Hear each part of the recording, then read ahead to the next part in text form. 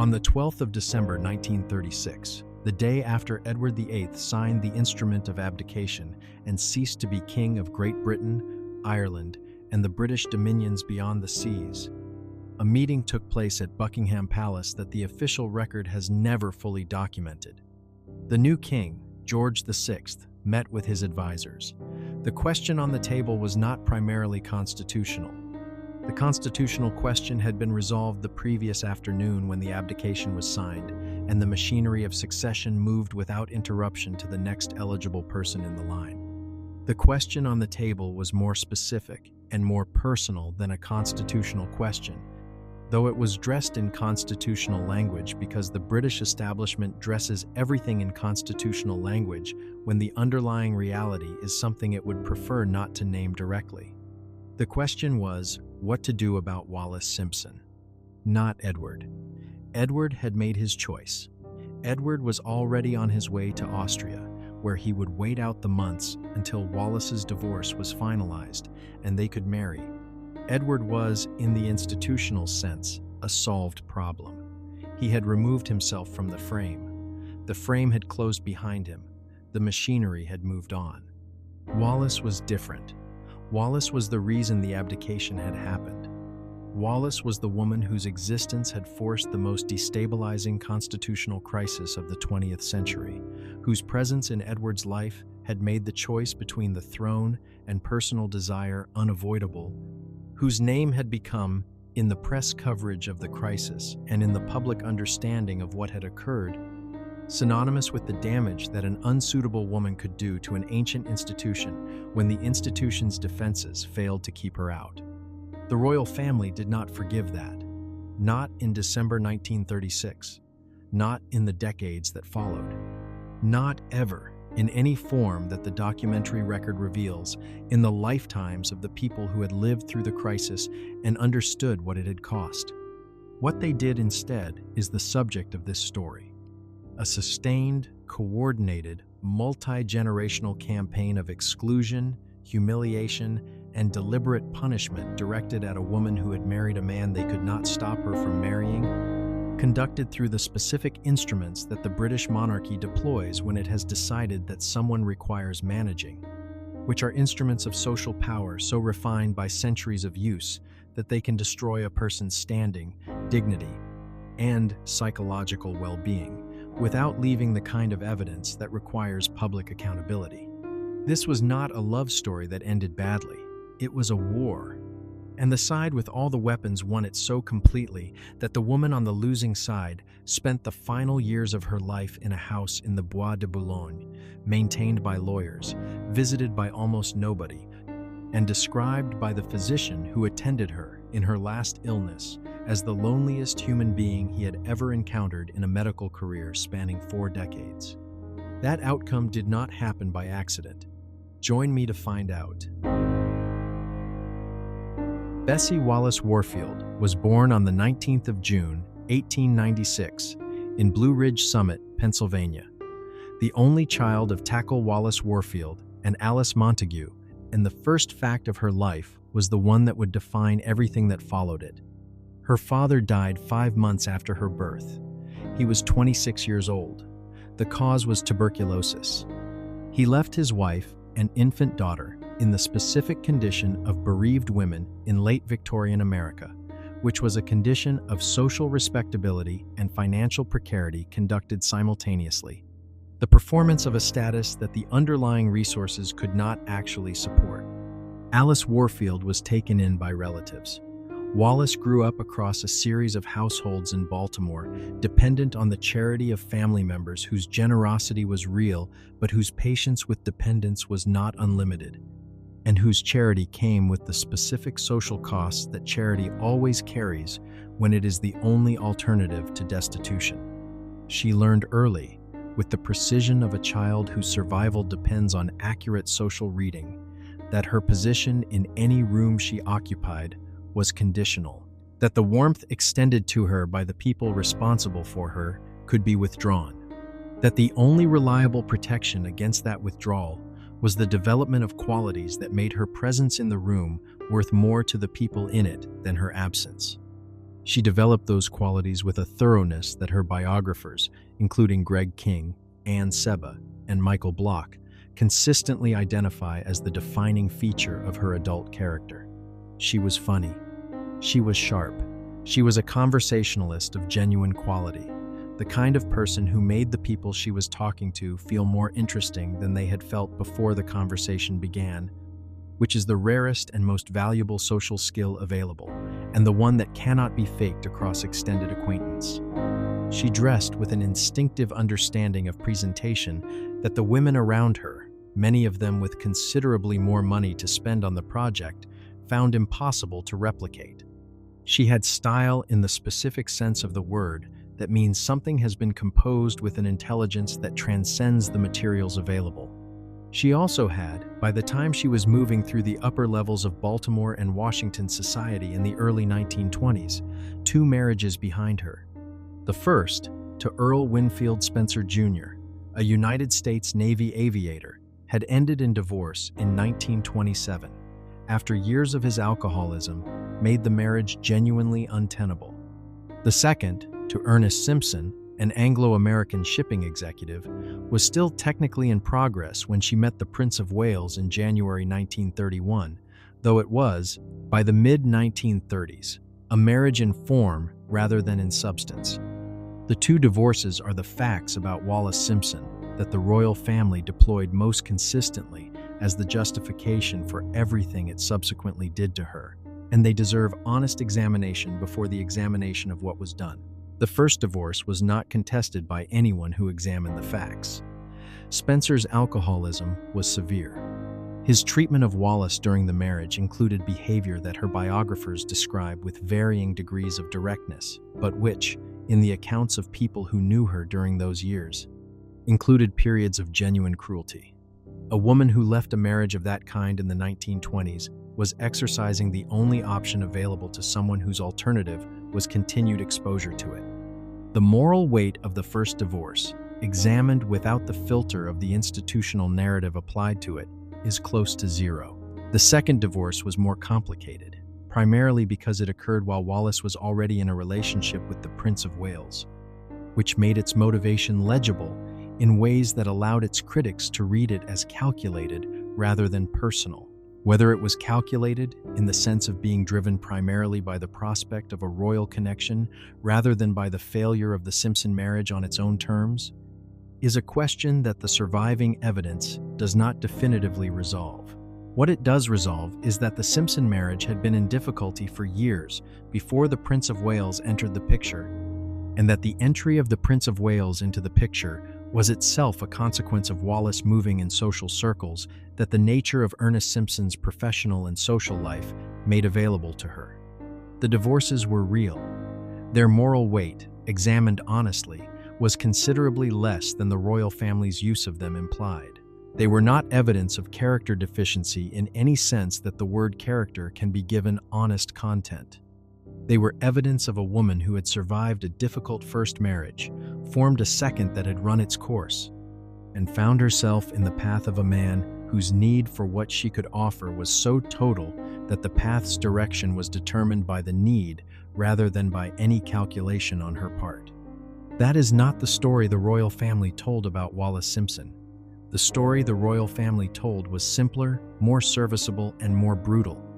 It was the story of an adventuress, a schemer, a twice-divorced American social climber who had manipulated a vulnerable king into destroying the monarchy's stability in pursuit of a title she had no legitimate claim to. A woman whose presence in the family's life was a contamination that the family's survival required it to quarantine. The story was not true, it was useful, and the British royal family, which has always understood that the most durable instrument of power is the narrative rather than the fact, deployed it with a consistency and a coordination that lasted until the principles were dead and the institutions that had produced it were no longer capable of maintaining the version. The first formal act of war was the title. When Edward abdicated on the 11th of December 1936, he ceased to be king and became, by a letters patent issued on the 8th of March 1937, His Royal Highness the Duke of Windsor. The title was Edward's, by right of birth and by the grace of the new king, his brother. And it carried with it the style of Royal Highness that was the standard form of address for members of the royal family of his rank.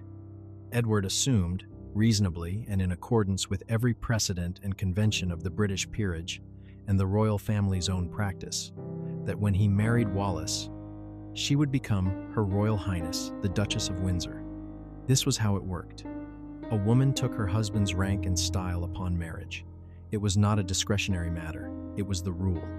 George VI, advised by his government and by the palace officials who were managing the post-abdication situation with a thoroughness that left nothing to chance, issued a second letters patent in June 1937, specifically and explicitly denying Wallis the style of Royal Highness. The denial was, by the assessment of constitutional lawyers who examined it at the time and have examined it since, of extremely dubious legal validity. The argument deployed by the palace was that the style of Royal Highness was a gift of the sovereign's grace rather than a right of rank, and that the sovereign, therefore, had the discretion to withhold it. Constitutional lawyers, including those who advised Edward at the time and those who have examined the question in the decades since, have consistently found this argument unconvincing. The weight of precedent and the logic of the peerage system both pointed in the direction of the style being automatic upon marriage and the specific mechanism used to deny it. A letters patent issued without the kind of public consultation or parliamentary engagement that a decision of this constitutional novelty arguably required was, in the language of constitutional analysis, an instrument of personal preference dressed in legal form. The personal preference was clear. The royal family did not want Wallis Simpson to be a Royal Highness. They did not want her to have the curtsy. They did not want her to have the title. They did not want her to have the standing that would make her presence at official occasions a protocol requirement rather than a social choice. They wanted to be able to exclude her from the family's public life in a way that could be managed through the simple instrument of the title, because a duchess without the Royal Highness was a person to whom the family owed no formal courtesy, and a person to whom the family owed no formal courtesy could be treated with whatever degree of social contempt the family chose to direct at her, without any institutional mechanism requiring them to do otherwise. Edward spent the rest of his life arguing that the denial was unconstitutional, unjust, and a deliberate humiliation directed at his wife. He was right on all three counts.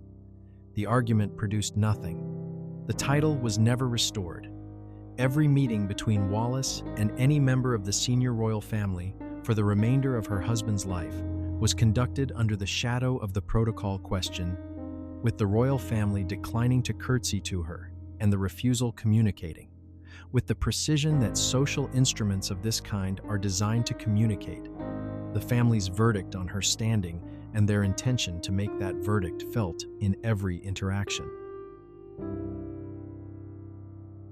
Queen Mary's war against Wallis Simpson was the longest and the most sustained of the individual campaigns that the family conducted, because Queen Mary lived until 1953 and maintained her position without modulation across the entire 17 years that separated the abdication from her death. She refused to meet Wallis. Not once, across 17 years, did Queen Mary agree to be in the same room as the woman her eldest son had married. The refusal was not passive. It was active, deliberate, and communicated through every available channel to everyone who needed to know about it, which was everyone in the social and institutional world that the Windsors moved through. Queen Mary's opinion of Wallis Simpson, expressed in her private correspondence and in her conversations with the people she trusted, was not ambiguous.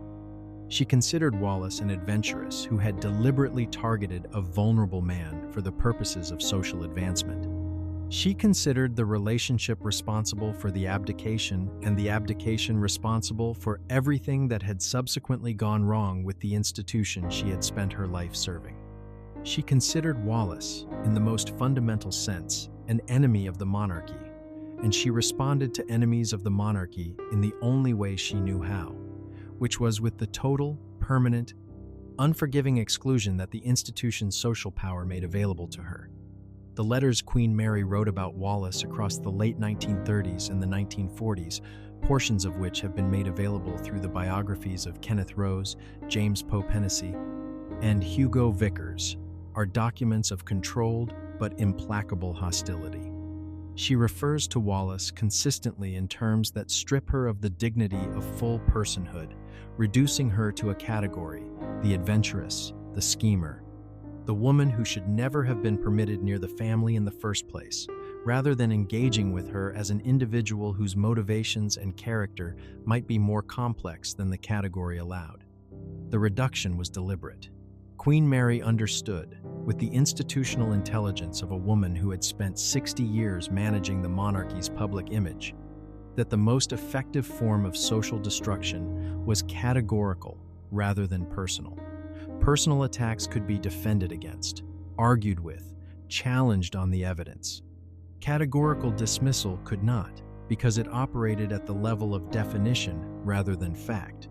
And once a person had been successfully categorized, every fact about them was filtered through the category, rather than examined on its own terms. Wallis was categorized as an adventuress in December 1936, and the category held for the rest of Queen Mary's life.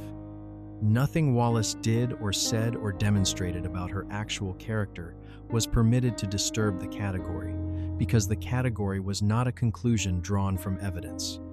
It was a decision made about what the evidence would be permitted to show, and the decision had been made before the evidence was examined. The Queen Mother's campaign was different from Queen Mary's in register, but identical in objective. Where Queen Mary was coldly categorical, the Queen Mother was warmly social, which made her version of the war considerably more effective, because it was conducted in the medium of charm rather than the medium of contempt. And charm is a more devastating weapon than contempt, when the target is someone whose social standing is already precarious. The Queen Mother, Elizabeth Bowes-Lyon, had personal reasons for her hostility toward Wallis Simpson that went beyond the institutional ones, though the institutional ones were sufficient on their own.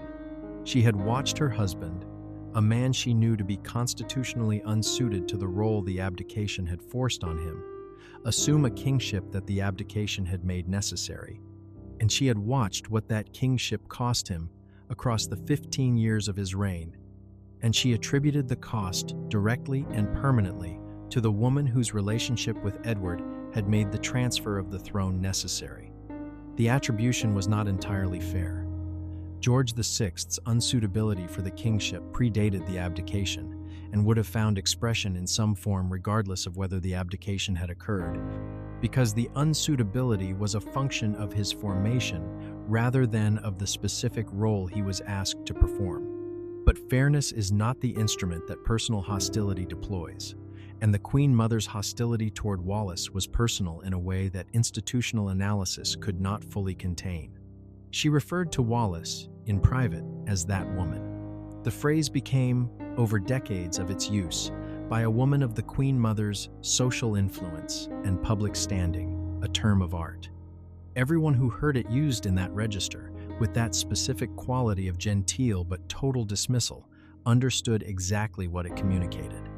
It communicated that the person being referred to was beneath the dignity of being named, and that the person declining to name her was doing so from a position of such secure social elevation that the effort of contempt was more than the target deserved.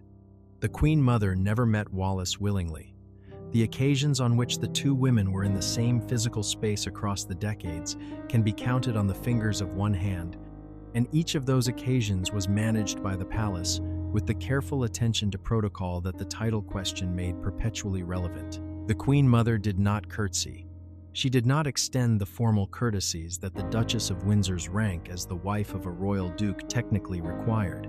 She extended, instead, the specific form of social acknowledgement that communicates, with perfect clarity to everyone present, that the acknowledgement is being made under protest and that its performance should not be confused with its endorsement. The message was received. It was received every time it was sent, and it was received not only by Wallis but by everyone in the social world the Windsors inhabited, which meant that the Queen Mother's position on the Duchess of Windsor functioned as a social instruction to that world about how the Duchess was to be treated, and the world, which understood whose patronage mattered and whose it did not, treated her accordingly. The practical exclusions accumulated across the decades into a weight that pressed on the Windsors' daily existence with a consistency that the romance narrative of the abdication tends to obscure. The Windsors were not permitted to live in England. This was not stated as a formal prohibition. It was communicated through the withdrawal of any residence that would have made permanent return possible, through the management of the financial settlement in ways that made England expensive and Europe cheap, and through the clear signal from the palace that the Duke's presence in England as a permanent resident would create protocol difficulties that the institution preferred not to manage. The couple understood the signal.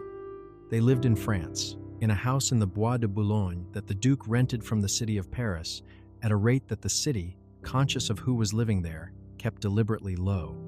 The financial settlement negotiated after the abdication was, by the assessment of the historians who have examined it most carefully, including the Duke's biographer Michael Bloch, significantly less generous than the public presentation of it suggested.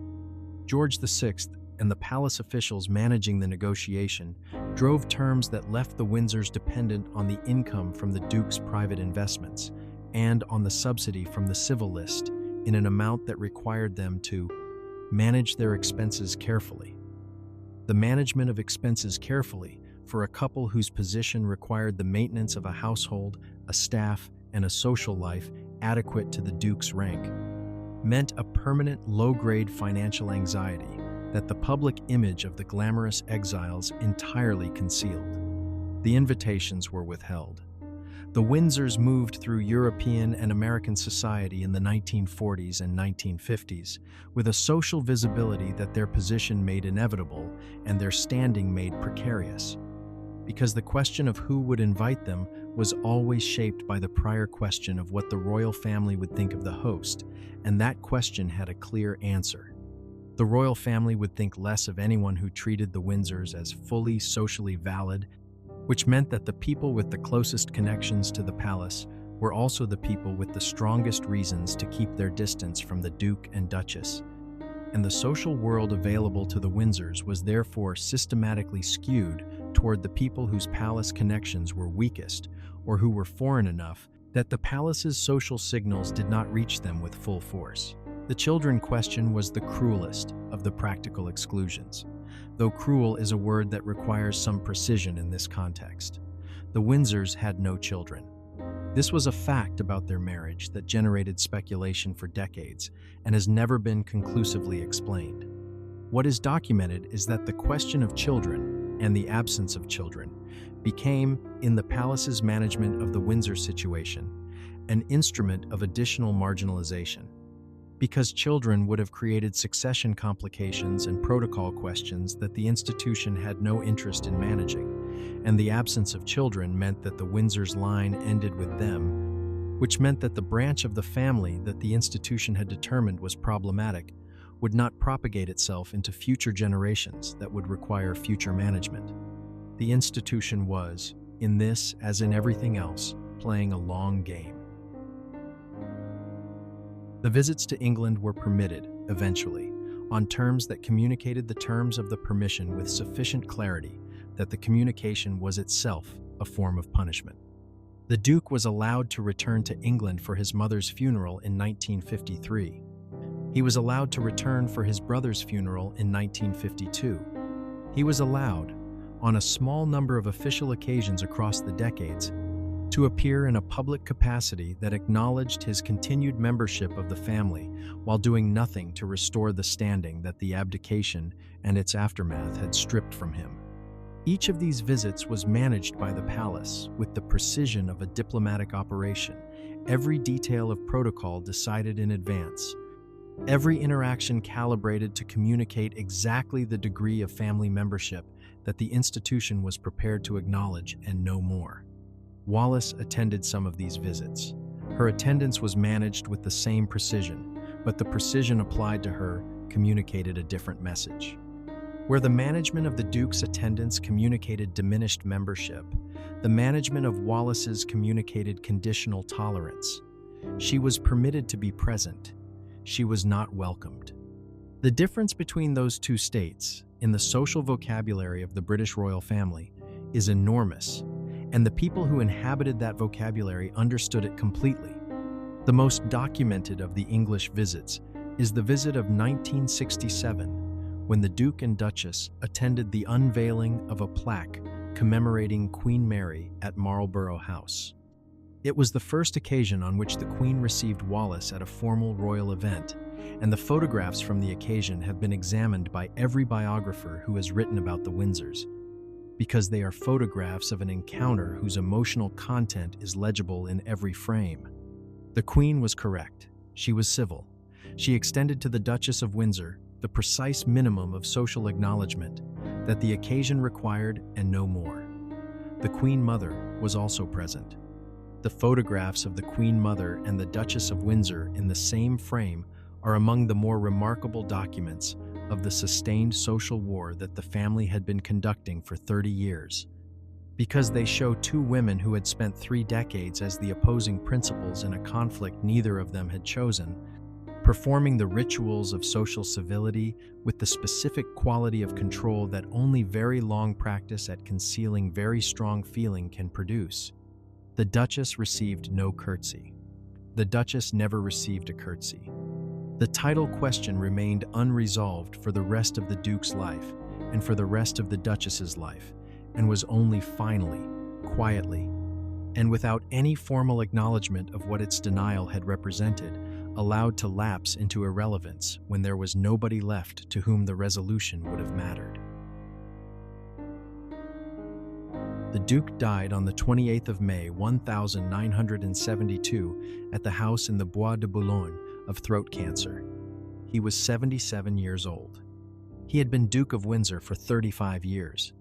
He had spent most of those years in a France that tolerated him as a distinguished resident without quite knowing what to do with him. He had maintained across all of those years the marriage whose defense had cost him the throne. The quality of that marriage, in the testimony of those who observed it closely, was the most honest thing about the life he had built in exile. He loved Wallis. Whatever else can be said about Edward VIII, he loved her with a consistency and a totality that the 35 years of their marriage documented without qualification. She was the fixed point of his existence in the way that the throne had never been. The exchange produced in him something that those who knew him in his final years described as a form of contentment. He was not a bitter exile. He was a man who had made a choice and lived with it. Wallis was different. Wallis was the one who paid. She attended his funeral at Windsor in June 1972. The Queen received her at Buckingham Palace before the funeral. The meeting was described as a private family occasion. Those present described it as an encounter of considerable emotional difficulty. The Queen Mother was present. The encounter between the Queen Mother and the Duchess of Windsor was never publicly recorded in detail. What is recorded is what happened after the Duke's funeral. Wallis returned to the house in the Bois de Boulogne. She was 75 years old and in declining health. She suffered from the neurological condition that would eventually prevent her from communicating with the world around her. She lived for another 14 years in increasing isolation. The house was maintained by her lawyer and companion, Maître Suzanne Blum. Suzanne Blum became progressively more controlling as the Duchess's condition declined. The visitors stopped coming. The social world that had once organized itself around her presence organized itself around her absence. The palace maintained its distance. The family that had conducted the war against her for 35 years had outlasted the combatant they had been fighting. The victory was the victory of institutions over individuals. Institutions have the one resource that individuals can never match, which is time. She died on the 24th of April, 1986, in the house in the Bois de Boulogne at the age of 89. She was buried next to the Duke in the royal burial ground at Frogmore. The burial ground lies within Windsor Great Park. The Queen attended the funeral. The gesture was read by many commentators as a reconciliation. It was interpreted as evidence that the long hostility had finally been set aside. It was not a reconciliation. A reconciliation requires an acknowledgement of what was done and a reckoning with its cost. The British royal family did not produce either. What it produced was a correct farewell to a woman whose death closed a chapter the institution was glad to have closed. Her burial in the royal ground was the final act of the title question in its most ironic form. She was buried as a member of the family that had spent her life refusing to accept her as one. The war was over. The institution had won. It had won by outlasting her. It had maintained the pressure of exclusion, humiliation, and social contempt across 5 decades, until there was nobody left to sustain the resistance against it.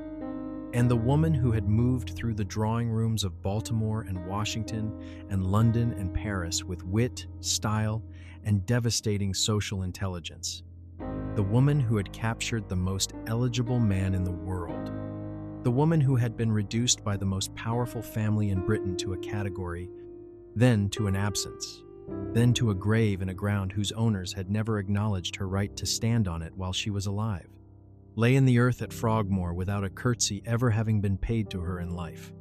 The institution was satisfied. It had always known it would be. It had always known it would win. The only question had ever been the price. The price had been paid entirely by the woman on the other side.